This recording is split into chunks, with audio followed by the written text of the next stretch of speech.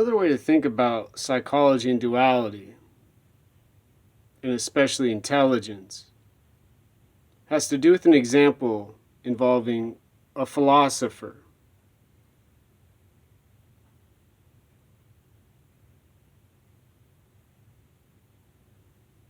A person who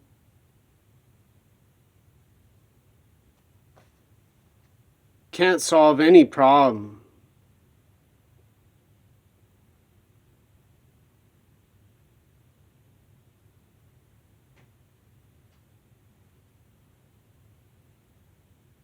with technology, but they can explain the end of suffering.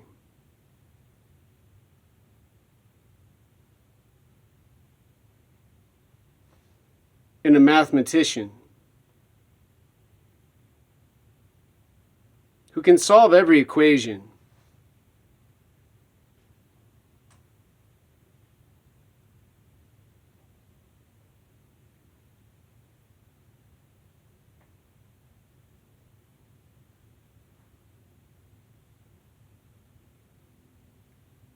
and fix every problem.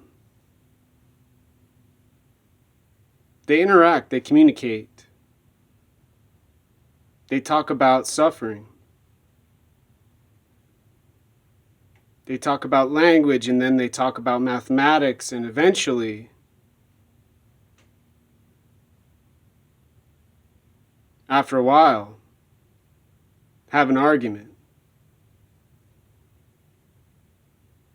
Indeed, they have a conflict. The mathematician builds a machine, a device, with light and sound. The philosopher gathers a million friends who have no gender.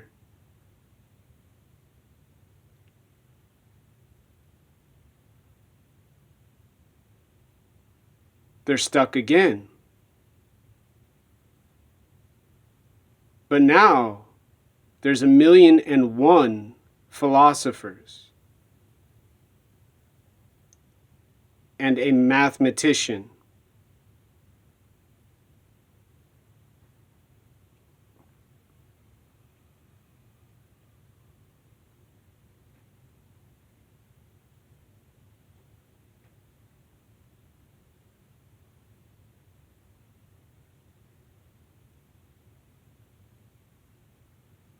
Suddenly there's death and dying.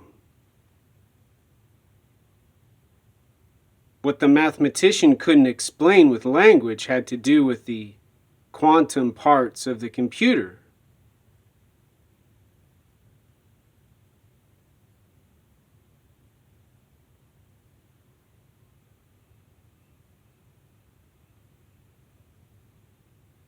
Over 10,000 philosophers die, and one mathematician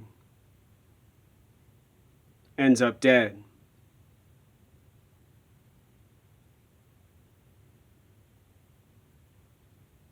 The remaining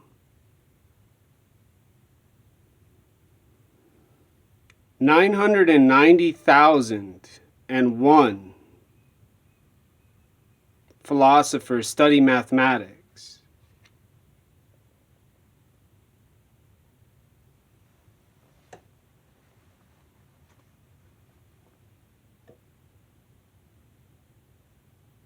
And they end suffering.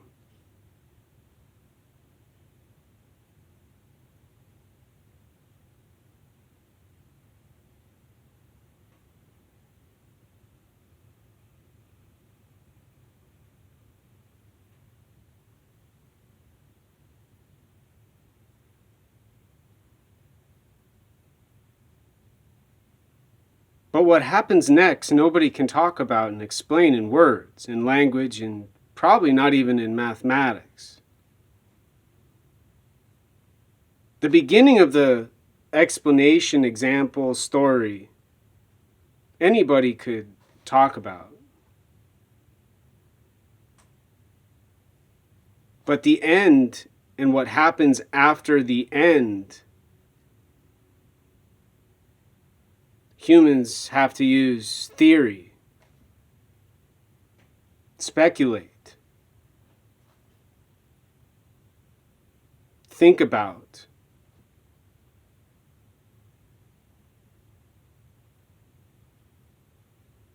Instead of admitting and accepting from the beginning, there's a duality requiring humans to work together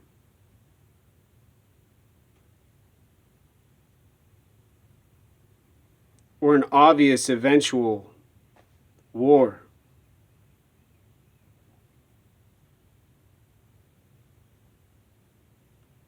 Violence, conflict.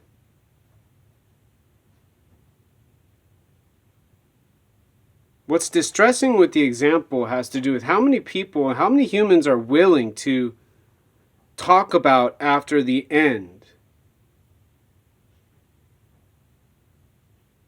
but how none of them admit before the story begins and accept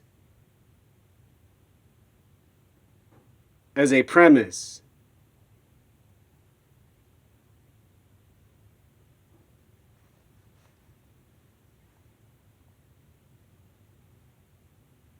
they too are causing what happens